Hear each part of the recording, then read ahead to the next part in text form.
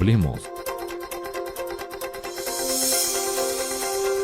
Voces especializadas en ciencias sociales y humanidades, historia, antropología, literatura, estudios políticos e internacionales, agua y sociedad. Divulguemos la ciencia. Hablemos. La Fundación de San Luis Potosí estuvo influida por muchos factores y uno de ellos, sin duda, ha sido la migración de 400 familias tlaxcaltecas. Vamos a platicar de eso el día de hoy con el historiador José Antonio Rivera Villanueva, quien nos va a acompañar en nuestro programa y nos va a platicar un poco de todo, los vestigios, la danza de los matachines, muchos de los rasgos que todavía hoy se pueden vivir y conocer y percibir en nuestro entorno a varios siglos de distancia. Acompáñenos en este programa. Bienvenidos, comenzamos. Tú aportas las ideas para el cambio, nosotros te damos las herramientas para lograrlo. El Colegio de San Luis, referente de las ciencias sociales y las humanidades en la región centro-noreste, abre en 2022 convocatorias para ingresar a 5 de sus posgrados: Maestría en Asuntos Políticos y Políticas Públicas, Maestría en Historia, Maestría en Antropología Social, Doctorado en Estudios Antropológicos, Maestría en Literatura Hispanoamericana. Todos nuestros posgrados pertenecen al Programa Nacional de Posgrados de Calidad del CONACYT. Revisa las convocatorias en www.colsan.edu.mx. El Colegio de San Luis, 25 años formando investigadores que contribuyen a las transformaciones que requiere el país. ¿Qué tal? ¿Cómo están? Bienvenidos. Les damos la más cordial bienvenida a este espacio desde el Colegio de San Luis. Y bueno, pues hoy vamos a platicar con el historiador Antonio Rivera, quien nos va a platicar sobre los tlaxcaltecas. La verdad es que poco nos hemos puesto a pensar quizá en la enorme influencia que tuvieron, no solo en su paso por San Luis Potosí o en su paso histórico, digamos, sino en general a partir de la conquista de los españoles. Y bueno, pues seguramente ustedes habrán ya conocido, visitado, transitado estos vestigios que todavía tenemos y nada más y nada menos que pues nuestro barrio de Tlaxcala. Así que bueno, vamos a platicar un poco sobre eso y le damos la bienvenida. Gracias por estar con nosotros. Gracias, Lidia, por la invitación. Bueno, Tlaxcala, los tlaxcaltecas es un tema que hemos tenido pendiente de hace mucho, qué bueno que por fin ya pudimos coincidir en fechas y cuéntanos un poco, pues desde el origen, ¿no? Hacia 1519, cuando llegan los españoles a nuestro territorio, ¿cómo era la ciudad de Tlaxcala en este siglo XVI? Sí, claro, es importante esto porque pues nos sirve para tener todo un contexto de por qué van a emigrar estas familias tlaxcaltecas. La ciudad o provincia de Tlaxcala está integrada por 4 señoríos, ¿sí?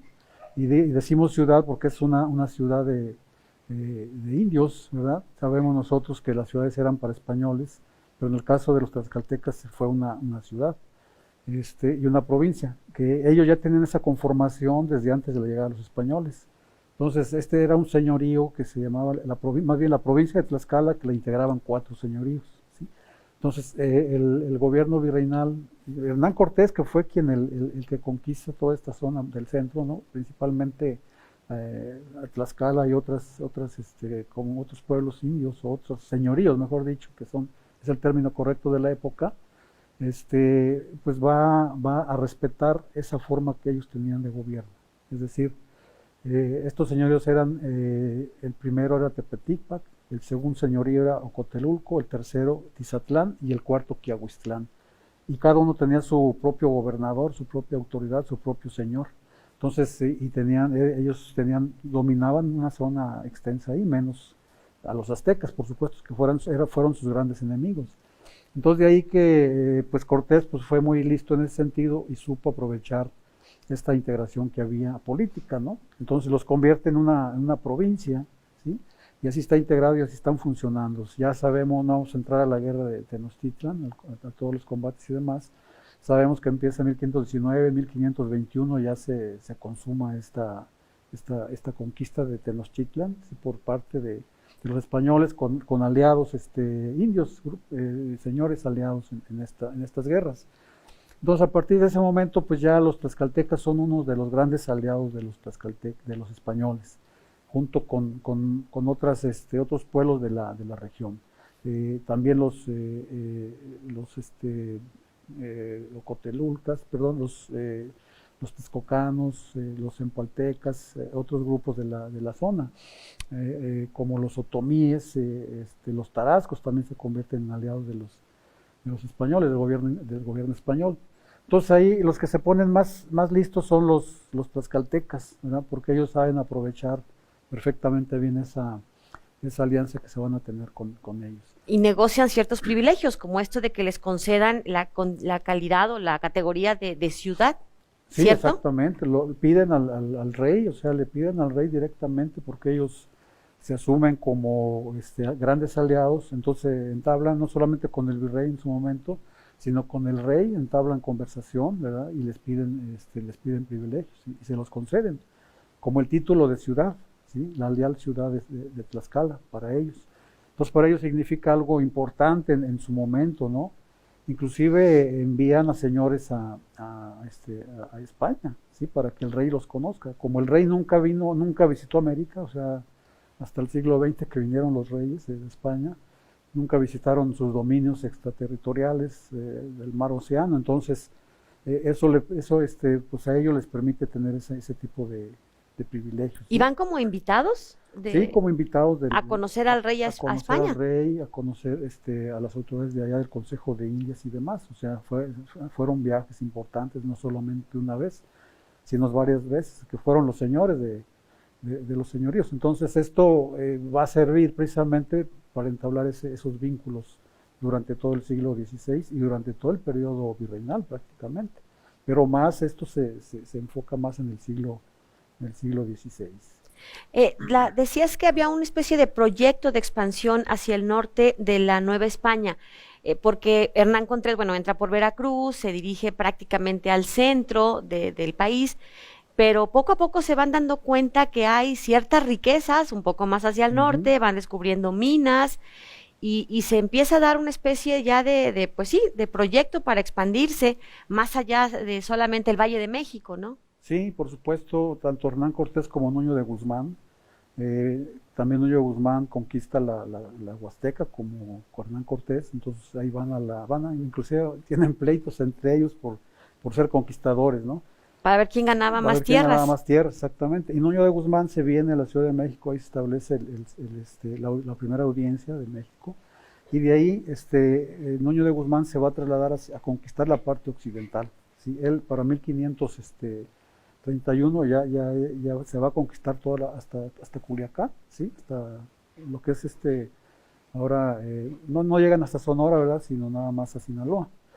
O sea, se abren por los dos. ¿Como el noreste? Costados. El noreste, el septentrión, que le llamaban, que es más hacia el occidente, hacia el noroccidente. Entonces, pues se queda toda la parte de la mesa central, toda la altiplanicie de la República, todo el centro se queda pendiente de conquistar. Entonces no batallaron mucho en estas zonas de conquista, o sea, sí hubo combates, hubo acciones punitivas y demás, pero no, como llevaban grupos aliados de indios de distintas y muy numerosos los grupos, entonces para los españoles no les significó mucho problema la conquista, ¿sí? De esa zona, pero les quedaba toda la parte del centro de lo que es hoy la República Mexicana, de la Nueva España. Que es ahí donde van a batallar con la Gran Guerra, ¿no? Con los grupos chichimecas, que eran por su vida material, que no tenían una forma organizativa de vida sedentarias, porque eran grupos que, pues nómadas irregularmente, o seminómadas, que había movilidad, todos los podían combatir fácilmente como a los demás grupos que fueron grupos sedentarios. En todo el área que correspondía a Mesoamérica, ¿verdad? Que ya eran grupos sedentarios con sus gobiernos, autoridades establecidas y demás, y que en esta cultura de la guerra, cuando ganan los españoles, pues ellos se van a someter a la nueva autoridad, ¿sí? Entonces esto implica, pues lógicamente, alianzas con muchos grupos y esta expansión que comienza por esa zona. ¿Qué estados se estaban, un poco para ilustrar, los guachichiles, qué estados de los actuales, estaban ocupando? San Luis, Zacatecas, ¿qué otros territorios? Sí, abarcaba desde el río Grande, una parte de Guanajuato, toda esa zona del centro, Guanajuato, San Luis, una parte de Jalisco, Zacatecas, una parte de Zacatecas, Coahuila, hasta Nuevo León llegaba este grupo de chichimecas de los huachichiles, eran sus dominios, que eran el grupo más aguerrido y más conflictivo para poderlo someter. Que es ahí donde tuvieron un poco más de dificultad. Bastante. Decías que acá por el perdón, ya se me fue la palabra, septentrión, por ahí, ¿qué estados son? Eso no estaba tan complicado. No, lo que era Michoacán, casi todo Jalisco, Nayarit, Sinaloa, estaba poblado por muchos grupos indígenas, pero sedentarios, y los lograron conquistar. Entonces no fue muy complicado y llegaron en primera instancia hasta Sinaloa, ¿sí? hasta el río Sinaloa prácticamente. Vamos a ir a una pausa y seguimos platicando con este paso, con esta presencia de los tlaxcaltecas, cómo dejó su huella y cómo sigue todavía pues vestigios, siguen marcando su presencia, que bueno, pues comenzó cuando la llegada de los españoles, esta alianza importante, yo le diría una alianza estratégica que tuvieron ahí con los españoles y que bueno, pues eso les permitió incursionar en la historia de una manera muy particular. Vamos a la pausa y continuamos.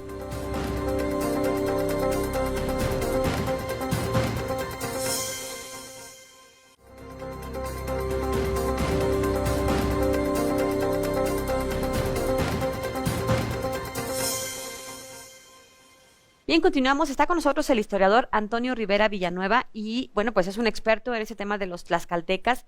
De hecho, te han dado reconocimientos y has estado muy vinculado, ¿no?, con Tlaxcala por todas tus investigaciones. Y, bueno, pues ahora nos gustaría que nos platicaras un poco sobre esto que se ha dado en llamar la Gran Jornada Tlaxcalteca. Y es que a veces se menciona muy poco esta importante migración, que es porque yo digo que es cuando yo digo que dejaron una huella imborrable los tlaxcaltecas, las 400 familias que vienen de Tlaxcala a asentarse a lo que hoy es el territorio de San Luis Potosí, y que bueno, pues esto ocurre hacia 1591. Cuéntanos un poco de ¿por qué se le llama la Gran Jornada Tlaxcalteca? Sí, ahí tiene que ver precisamente el proyecto que se tuvo desde el centro, ¿no? De expansión hacia el norte. Entonces, el gobierno virreinal recurre a los tlaxcaltecas, inclusive antes de 1591, en 1560 es el primer intento que se hace para llevar estas familias pacíficas sedentarias hacia el norte, ¿no? Porque ya habían batallado mucho con la guerra, ¿no? Con la guerra de los chichimecas. Entonces, imagínese usted que estaban todos estos, lo que hoy conocemos como los estados de San Luis, Zacatecas, una parte de Jalisco, Guanajuato, Coahuila, pues el altiplano, el semidesierto del altiplano mexicano, dominado por grupos nómadas que no tenían esta cultura de asentarse en pueblos sedentarios con ciertas prácticas más parecidas a la civilización occidental, en fin, que eran grupos guerrilleros, peleoneros, que le dieron una gran batalla al ejército español, que quería conquistar estas tierras, que quería apropiarse de estos terrenos porque había minas que les interesaba explotar. Y entonces, bueno, pues pasan años y años y nomás no pueden ganar esta guerra en este extenso territorio con presencia huachichil. Y bueno, pues ya hacia 1591 comienza de algún modo esta, pues más bien una negociación, porque ya bélicamente no podían con ellos, pero empezó una especie de negociación y es aquí donde entran en juego esta migración de las 400 familias de Tlaxcala.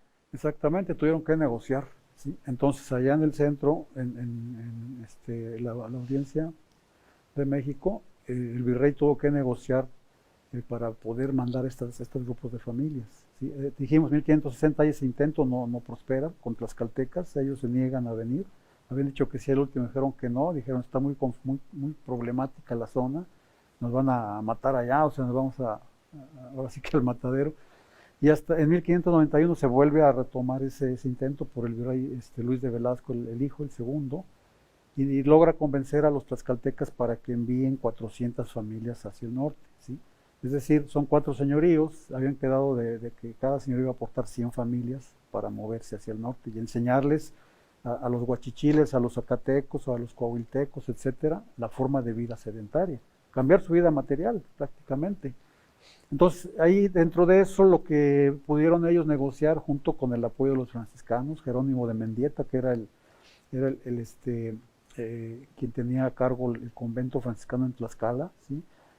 pudo negociar que les dieran unos privilegios, ¿sí? Unas capitulaciones llamadas así. Y es importante esto de las capitulaciones porque no a todos se les daban capitulaciones por parte de la corona. Esas capitulaciones se les daban a los españoles conquistadores, no a los indígenas. ¿Y en qué consistían esas capitulaciones, estos privilegios? Sí, a lo mejor ahorita pensamos que son cosas muy sencillas, pero uno de ellos era que iban a ser exentos del pago del tributo a perpetuidad. Ellos y todos sus descendientes, los que emigraran en esa fecha de 1500. Pues no son sencillas, el equivalente de hoy sería que nos exentaran del pago de Hacienda. Sí, exactamente, no pagar impuestos a nuestros hijos por vida, o sea. Y otra es que podían montar a caballo, andar armados. Cosas que en ese entonces no se le permitían a los indígenas, estaba reservado para españoles. Para españoles, exactamente. Ser hijos dalgos, es decir, la gente que emigra de allá, pues no es de clase alta, o sea, es clase media y de los mazahuales, los de mero abajo. Entonces, ser hijos dalgos era darles la categoría de don, ¿sí? Don Juan de Santiago, don Cristóbal, etcétera, o sea, no a otra todos, clase social. Otra clase social, ¿sí? También que les exentaron el pago de alcabalas, de impuestos en los mercados, ¿sí? En todo lo que ellos comercializaran estaban exentos del pago de impuestos, ¿verdad? También. Otro era que sus pueblos iban a estar separados de los de acá del norte y separados de los españoles, porque ahí en Tlaxcala los españoles invadieron muchas tierras de los tlaxcaltecas, tuvieron muchos pleitos ahí en Tlaxcala. Y acá la promesa era respetarle su espacio para ellos. Exactamente, sí, y que sí se les respetó en cierta medida, ¿verdad? También otro de ellos era que sus mercados pues tuvieran la preferencia en la comercialización de sus productos. De sus productos. De sus productos. Y que fuera a perpetuidad todas esas capitulaciones. Son las más relevantes en ese sentido, ¿verdad? Fue cuando acordaron eso, las firman y ya se congregan allá y negocian para venirse las familias a partir del 6 de junio de 1591.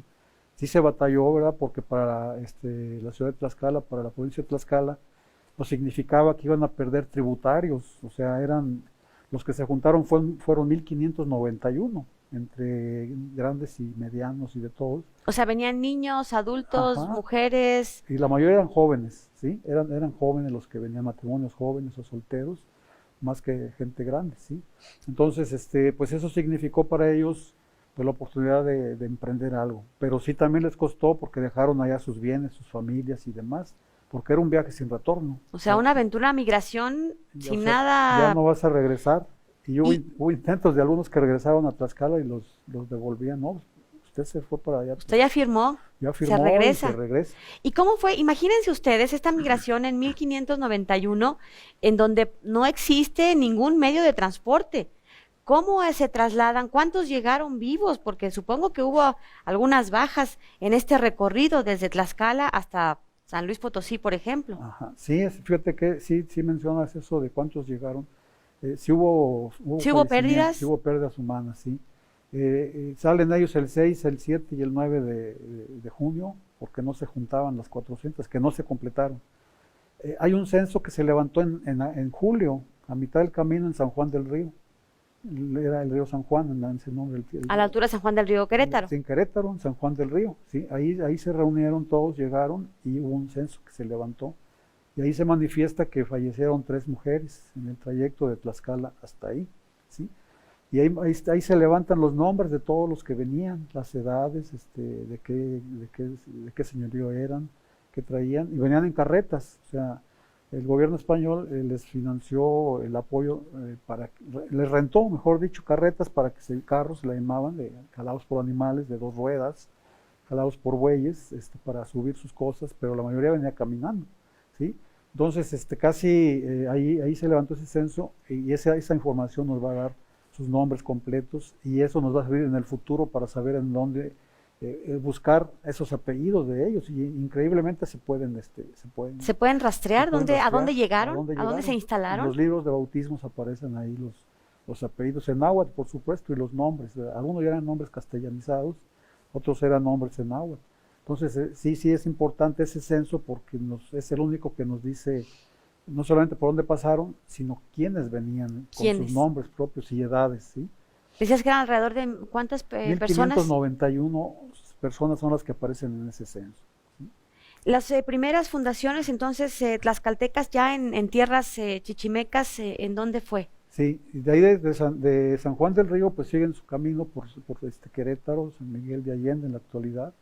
Ahí ya agarran una desviación porque es el camino de las carretas, pero van a llegar a San Felipe.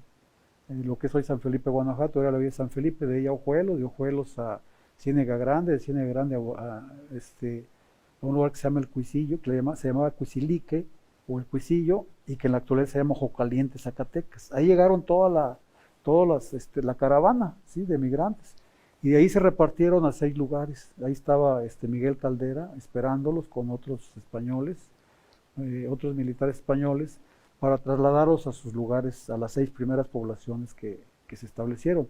De ahí se movieron a San Luis Colotlán, Jalisco, a San Andrés del Teúl, Zacatecas, a Charcas, a Nuestra Señora de las Charcas, aquí en San Luis, a Mezquitic, ¿sí?, de San Miguel de Mezquitic, aquí al barrio de Tlaxcala, van 5, y la 6ª a Saltillo, ¿sí?, allá se establece el pueblo de San Esteban de la Nueva Tlaxcala. Se van para allá los de Tizatlán, ese sí está documentado, llegan allá los de Tizatlán, y aquí a Mezquitic llegan los de Tepeticpac, ¿sí?, perfectamente está documentada toda esa información, que son las primeras 6 fundaciones de los tlaxcaltecas en estas tierras chichimecas. Vamos a hacer una pausa y regresamos para seguir platicando con esta fascinante historia de pues la gran migración tlaxcalteca, cómo empiezan a incursionar en este territorio huachichil y que finalmente son estos primeros asentamientos que van a cambiar la historia de esta parte del territorio de México. Hacemos una pausa y regresamos, seguimos platicando con el historiador Antonio Rivera Villanueva. Continuamos. Nosotros lo que hicimos fue sumarnos a una serie de actividades que ellos ya venían realizando. Y ese fue también una de las cosas buenas del proyecto, en el sentido de que no fuimos a plantear cosas distintas a lo que ellos ya venían haciendo, y permitió reforzar un trabajo que por cuestiones de recursos económicos, que no tenían el apoyo de otras instancias, les permitieron continuar con acciones que ellos ya vienen haciendo desde muchos años atrás. Entonces, en realidad lo que fue eso, fue recuperar parte de los trabajos que ya venían haciendo. Y del otro fue la pandemia, una pandemia que no nos permitió hacer todas las actividades que se querían en los tiempos, se tuvieron que retrasar, se tuvo que hacer ajustes en muchos sentidos, pero afortunadamente se logró el objetivo principal y la mayor parte de las metas que se habían planteado. Afortunadamente es un ejido que tiene independencia, que es muy proactivo, y entonces ellos tienen una agenda en donde nuevamente como academia nos sumamos al acompañamiento de ellos, apoyándoles en asesorarles sobre por dónde pueden dar los siguientes pasos, pero la decisión termina siendo de ellos, ¿no? En el sentido que tenemos también que ser respetuosos de las decisiones comunitarias. No podemos como academia pensar que nosotros sabemos más que ellos o qué son lo que necesitan, y eso es lo que plantearíamos desde el Colegio de San Luis, ¿no? Seguir acompañándolos para ayudarles a seguir resolviendo las inquietudes que van teniendo en su día a día. Y en ese sentido, esa es una gran ventaja de los centros de investigación. Podemos ser los articuladores de esfuerzos y sumar con nuestro conocimiento y sistematizar lo que va resultando de estas acciones que son públicas y sociales.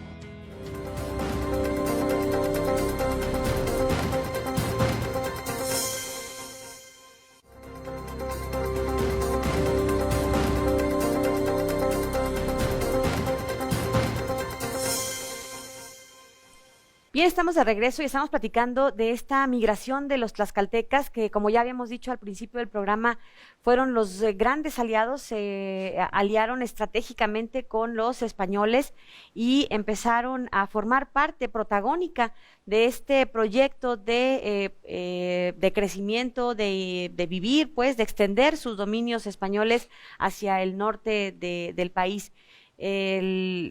La gran guerra con los chichimecas les había costado ya muchos años, y bueno, empezaron ya más que por la parte bélica, por esta parte de la guerra, empezaron a entender que habría que negociar, y eso fue justamente lo que empezaron a hacer con estos pueblos nómadas del centro norte del país. y empezaron a buscar nuevas estrategias. En esta una de las nuevas estrategias justamente entran los tlaxcaltecas, quienes ayudan a todo este gran proyecto pues de expansión hacia el norte del territorio. Y bueno, estamos platicando con el historiador Antonio Rivera Villanueva, quien nos va a seguir contando sobre, bueno, pues todo este tránsito que hubo, que como ya nos contó, el 6 de junio de 1591 partieron 400 familias, 100 que aportaba cada uno de los 4 señoríos tlaxcaltecas, y más o menos 1,500 personas comenzaron este viaje, esta enorme migración, que si bien es cierto tenían promesas de ciertos privilegios de parte de la corona española, pues no fue nada fácil emprender esta aventura, porque significaba llegar a un territorio absolutamente desconocido, a instalarse, a instalar o crear estas primeras poblaciones. Cuéntanos precisamente sobre esto, sobre, bueno, ya nos decías cuáles fueron las primeras fundaciones tlaxcaltecas que estaban en tierras chichimecas, que estaban en ciertos pueblos. Acá en San Luis Potosí nos tocó entonces en Charcas, en lo que hoy es el barrio de Tlaxcala, y nos decías un tercero. Mezquitic, ¿verdad? Mezquitic, Charcas, y lo que hoy es la capital potosina. Se instalan los primeros grupos. Los tlaxcaltecas en San Luis entonces, en esta Alcaldía Mayor de San Luis. Sí, cuéntanos.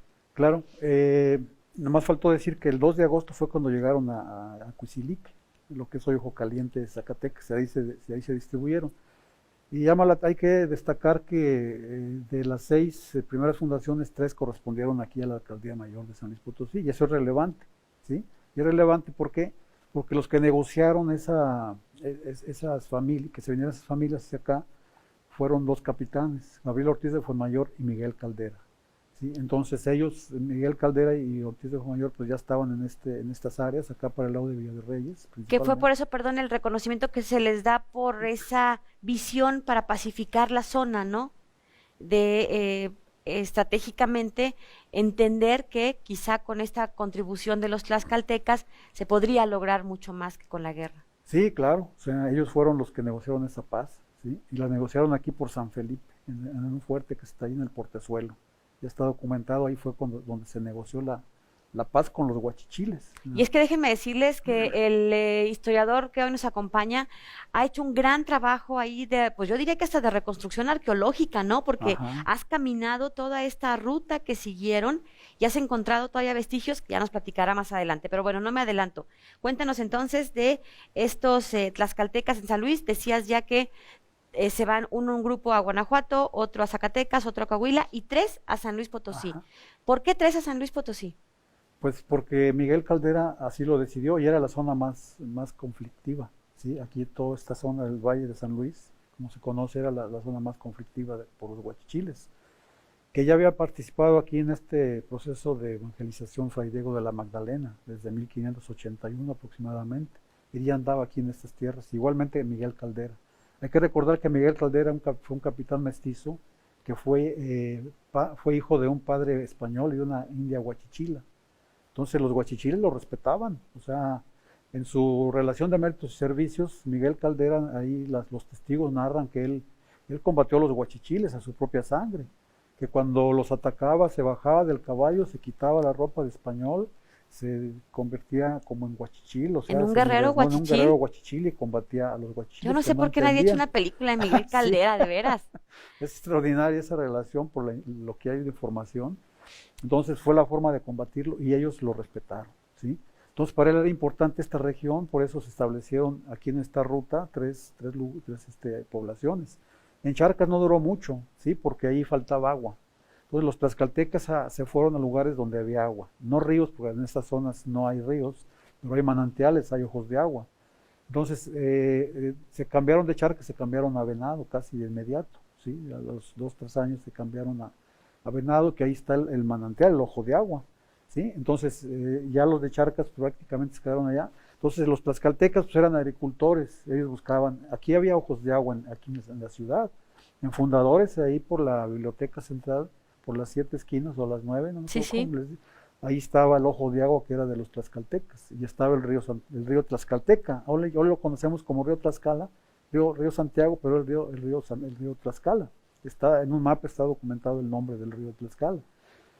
Aparte de eso, pues todo lo que es el barrio de Tlaxcala ahí establecieron sus sembradíos, sus huertas. Hay mapas de final del siglo XIX, de mediados del siglo XIX, donde está perfectamente bien cómo estaba todas las grandes huertas de los tlaxcaltecas en el barrio de Tlaxcala. Ahora sí es importante también mencionar en el caso de Mezquitic, decimos allá cuál agua, había ojos de agua en Mezquitic, ¿sí? Ahorita todavía tenemos nosotros estos pueblos, estas localidades o rancherías que se llaman que los Rodríguez, los López, etcétera. Ahí hay ojos de agua y esas son familias descendientes de los tlaxcaltecas que se establecieron ahí en Mezquitic. En el mismo Mezquitic había manantiales, ¿sí? En Mezquitic, en la cabecera, y ahora está la presa, pues ya desapareció el ojo de agua, pero ya aunque está así en miniatura Mezquitic, vamos a decir, a escala de que no se compara con ninguna otra cabecera municipal, es muy, muy pequeñito, pero el agua que existía ahí logró mantener a esas familias tlaxcaltecas. Y donde buscaron ojos de agua, se fueron extendiendo. Entonces por eso así está, la agricultura en Mezquitic es muy importante y depende de ojos de agua, de manantiales.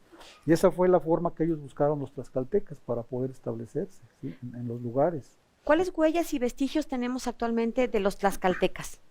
Pues principalmente esto que acabo de mencionar, ¿sí? El uso de lo que es la agricultura, el tipo de explotación. En Mezquitic hay un trabajo que hizo el doctor Fortanelli, que habla de del sistema de terraceo, ¿sí? En Tlaxcala, como es una ciudad también que está entre cerros y demás, sus siembras son en terrazas. Entonces, ese trabajo que hizo el doctor Fortanelli es muy importante para nosotros conocer ese tipo de vestigios que es la agricultura de los tlaxcaltecas, ¿sí? La agricultura. Y esta agricultura también nosotros la vemos actualmente en el paisaje por ejemplo, en Moctezuma, que también ahí hasta 1714 se funda con tlaxcaltecas, ya existía con un pueblo de huachichiles desde 1552. Vemos nosotros en Venado, las huertas, las nogaleras, todos los frutales y demás. En Santa María del Río, que también es fundación de tlaxcaltecas, ahí son otomíes, pero fueron dominados por los tlaxcaltecas, pero son otomíes de otra región, ¿sí? No de la región de Querétaro, Hidalgo, sino de Tlaxcala, de Huamantla, ahí son otomíes los de Huamantla. Entonces, esos paisajes que vemos nosotros los vemos, ahorita vamos a explicar un poquito más ampliamente en todo el noreste. Esa es la huella importante que dejaron los tlaxcaltecas. Y la otra son los matachines, que a lo mejor ahorita lo podemos platicar un poquito más ampliamente. Sí, regresándonos un poco a esto que tú has encontrado en trabajaste con una arqueóloga y cuéntanos así en 2 minutos antes de irnos a la pausa, un poco qué fue lo que fuiste encontrando. Bueno, ahí trabajamos el camino real, ¿verdad? Entonces nosotros encontramos... que son 2 cosas diferentes. Son diferentes, pero es por donde pasaron los tlaxcaltecas, ¿verdad? Y encontramos nosotros estos vestigios, sobre todo puentes antiguos, ¿sí? Empedrados del camino, ¿sí? Nosotros trabajamos de San Felipe, la ruta de San Felipe, San Luis, Zacatecas, que era un ramal del Camino Real de Tierra Adentro, ¿sí? Pero esto es importante porque esa ruta ya la tenían los huachichiles, o sea, del Valle de San Francisco. Antes de la llegada de los españoles. Antes de llegar a los españoles, sí. Y está documentado cuando se hace la pacificación, por ahí se vienen hasta esta zona, Ortiz de Fuenmayor y los capitanes Juan Tenso y otros capitanes huachichiles, hacia esta zona de San Luis. O sea, se fueron a lo que es lo que se conoce como el Tunal Grande, que se conocía como el Tunal Grande, que para nosotros la cabecera está en la hacienda de Bledos, y de Bledos se venían por todo lo que está ahorita, el camino la autopista de Cuota, ¿sí? La nueva. La nueva de Villa de Arriaga, esa era la ruta del Camino Real. Bueno, pues interesantísimo todo, reconocer todos estos vestigios que todavía hoy podemos observar y que a veces nos pasan como muy desapercibidos, pero que son de una gran riqueza histórica. Vamos a ir a una pausa, les recuerdo que tenemos convocatorias abiertas para cursar maestrías y doctorados aquí en el Colegio de San Luis. Todos cuentan con acreditación del Programa Nacional de Posgrados de Calidad de CONACYT y los pueden encontrar en los requisitos, fechas, las materias que se cursan, cuánto duran, etcétera, en nuestra página web. Ahí entran a la página web del Colegio de San Luis, da clic en la parte de convocatorias y se despliega cada una de las convocatorias, le da ahí a seleccionar la de su interés Y bueno, también tenemos la convocatoria abierta para quienes están interesados en cursar la licenciatura en Relaciones Internacionales. Así que bueno, si tiene hijos por ahí en el último año del bachillerato, está terminando la prepa, bueno, pues esta es una muy buena opción para que se enteren, se interesen y vean otras opciones para cursar su licenciatura. Nos vamos pues a la pausa y regresamos para el último bloque y cerrar esta charla con el historiador Antonio Rivera Villanueva. Continuamos.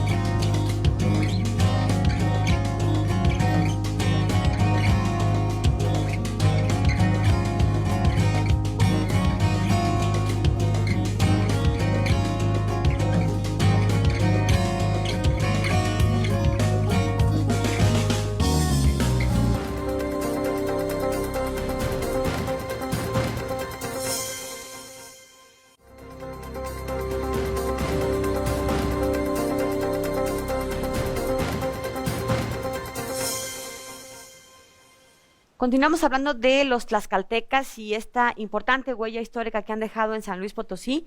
Y bueno, pues estamos conversando con el historiador Antonio Rivera Villanueva. Y bueno, pues vamos a continuar con esta charla porque seguramente ustedes habrán visto a los matachines, a estos danzantes en fiestas patronales, en estas celebraciones religiosas, todavía en algunos pueblos, en algunas ciudades, incluso aquí en San Luis Potosí, todavía en algunos barrios los podemos observar. Bueno, pues resulta que también son herencia desde aquellos años, desde el siglo XVI, desde 1500, finales de 1590 y tantos. Bueno, pues ya nos comentaba ahorita en la pausa nuestro invitado que hay ya evidencia científica, digamos, ya hay quienes han documentado estos hallazgos. Y bueno, pues los matachines, que son todavía muy propios de los pueblos, tienen su origen también en esta huella de los tlaxcaltecas. Pero bueno, antes platícanos un poco sobre los tlaxcaltecas en el noreste. Ya hablamos de los tlaxcaltecas acá en San Luis, pero se fueron un poco más al norte. Ya decíamos que Coahuila, en este primer grupo que se dividió al llegar a este primer paso en Zacatecas, pero nos decías incluso que llegaron hasta Texas. Sí, o sea, su expansión fueron oleadas, ¿sí? De estas primeras 6 fundaciones, de ahí se generaron oleadas, o sea, se empezaron a buscar, bueno, pues empezó la población a crecer y empezaron a buscar nuevos espacios, ¿verdad?, donde hubiera agua. Y aquí es importante destacar que solamente en Coahuila, en Saltillo, fue donde estas familias lograron expandirse. ¿Sí? De San Luis se quedaron estos 3 lugares, salvo uno chiquito que quedó aquí en Armadillo de los Infantes, que se llama Tlaxcalilla, que ya es una población, yo creo que ya hasta desapareció la población de ahí, no sé cuántos, debe tener muy poquititos habitantes, nada más queda casi en el mapa, ¿verdad? En el estado de Zacatecas, ya antes había, en la capital, había ya familias de tlaxcaltecas, en la ciudad, y en Jalisco, los de Colotlán, pues se quedaron ahí, y de ahí se fueron unas familias hasta Santa Fe, Nuevo México, de San Luis Colotlán, fue una línea que siguieron ellos, ¿sí? Y en Saltillo, ahí en la capital, o sea, la villa de Saltillo ya había estado fundada antes de llegar a los tlaxcaltecas, por los españoles, ¿sí? Ya estaban ahí trabajando y demás, pero sí hay muchos conflictos también con los grupos coahuiltecos y demás, grupos bárbaros que bajaban de Texas a toda esa zona. Sin embargo, ellos empezaron a explorar y empezaron a encontrar ojos de agua, manantiales en lugares adyacentes, y comenzaron a fundar en Parras, Coahuila, en Bustamante, Nuevo León, en Candela, en Monclova. Ahí está el pueblo de San Francisco, del pueblito, ahí Monclova, también por familias tlaxcaltecas. En Nuevo León, en Guadalupe, Nuevo León, ahí fundaron los tlaxcaltecas. Entonces, hasta Texas llegaron, hasta San Sabá. San Sabá fue una misión, todavía existe San Sabá, está un poquito al norte de la capital ahí de Texas. ¿De Austin? De Austin, un poquitito al norte, yo ya lo mapeé y todo.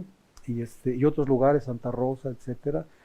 Carrizal de San Juan, Gualahuises, más hacia abajo, por la parte del oriente, en la sierra de Nuevo León y Tamaulipas, en esa zona, en Linares, en varios lugares fundaron los tlaxcaltecas. Entonces, los de Saltillo son los que se expandieron más hacia esa área. Entonces, pues esto evidencia que realmente el quehacer que tuvieron los tlaxcaltecas superó las expectativas del proyecto conquistador de los españoles, de expansión de los españoles, porque ellos supieron, pues eran muy listos, o sea, supieron aprovechar los recursos que había de la región.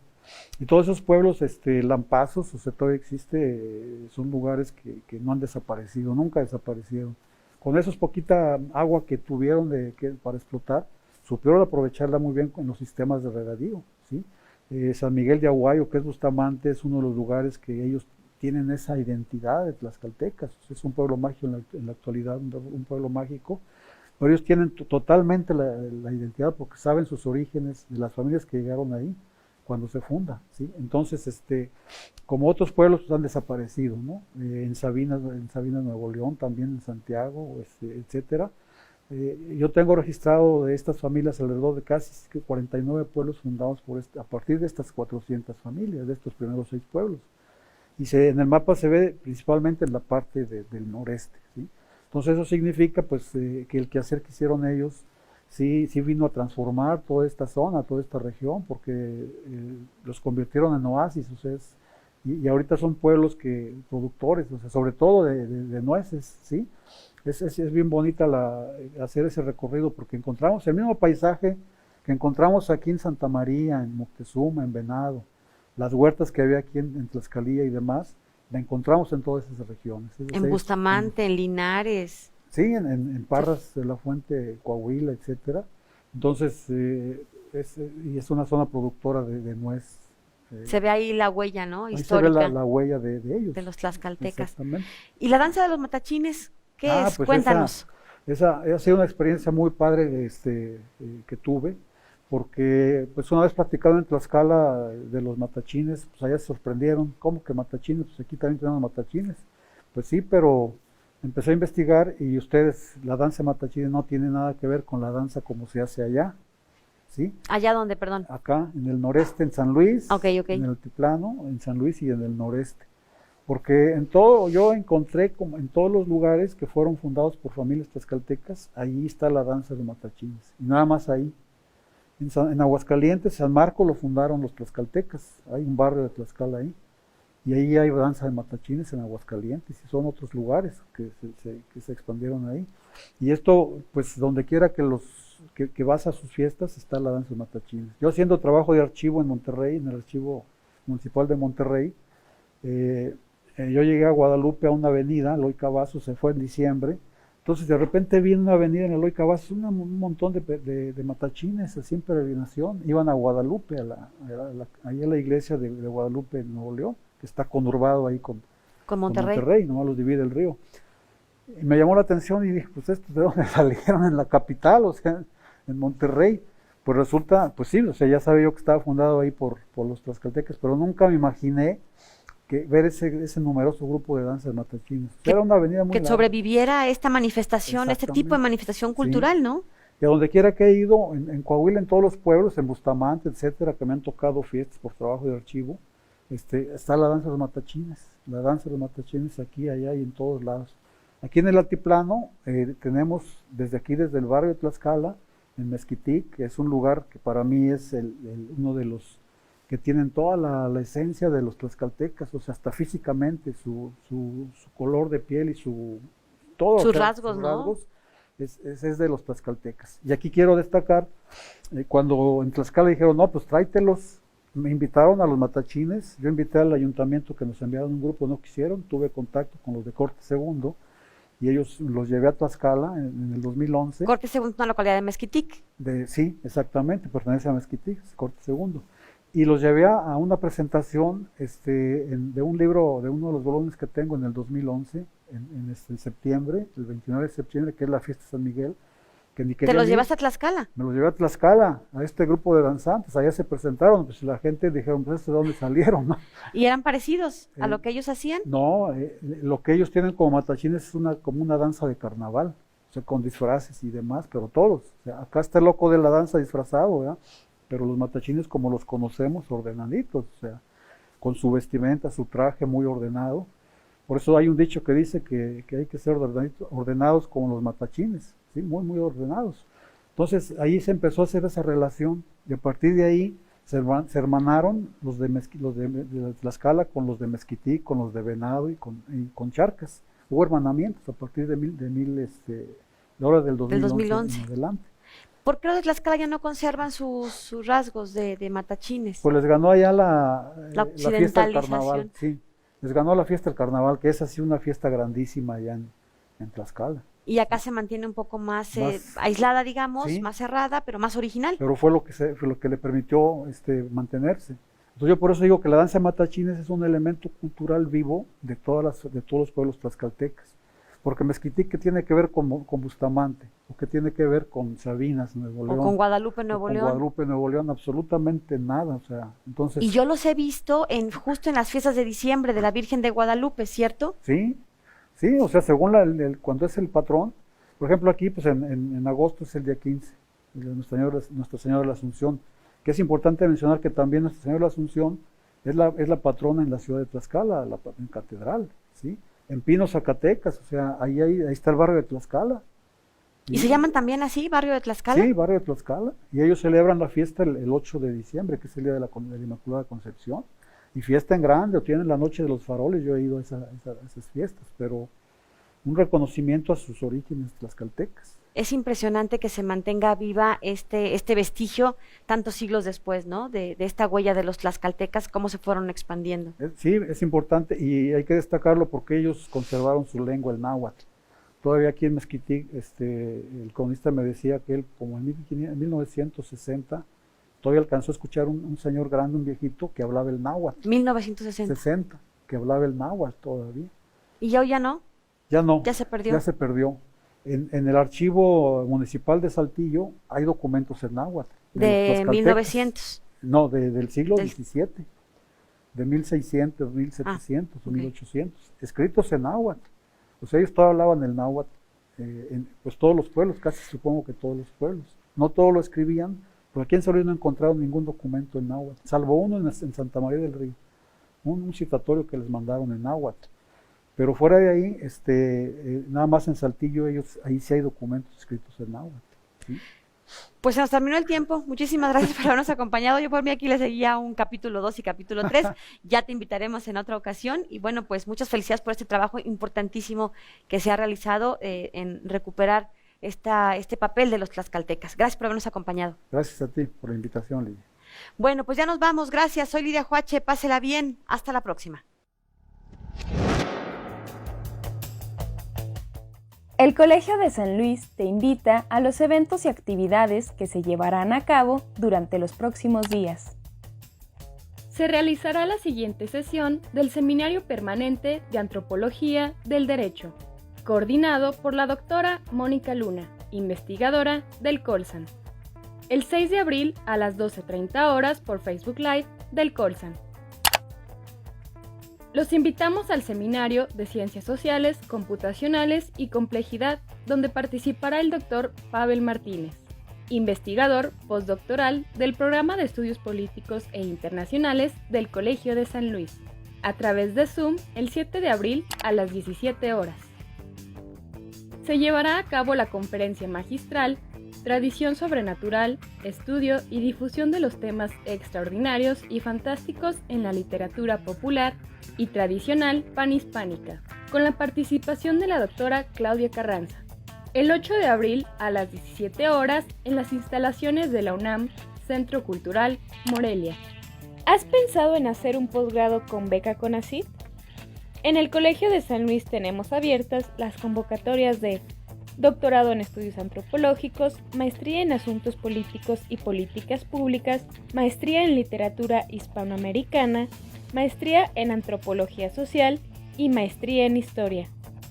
Consulta la convocatoria de tu interés a través de nuestra página web o manda un correo a docencia@colsan.edu.mx. Además, también tenemos abierta la convocatoria de la Licenciatura en Relaciones Internacionales. Consulta las bases en nuestra página web. Consulta los detalles de este y otros eventos a través de nuestra página web www.colsan.edu.mx y síguenos también en nuestras redes sociales.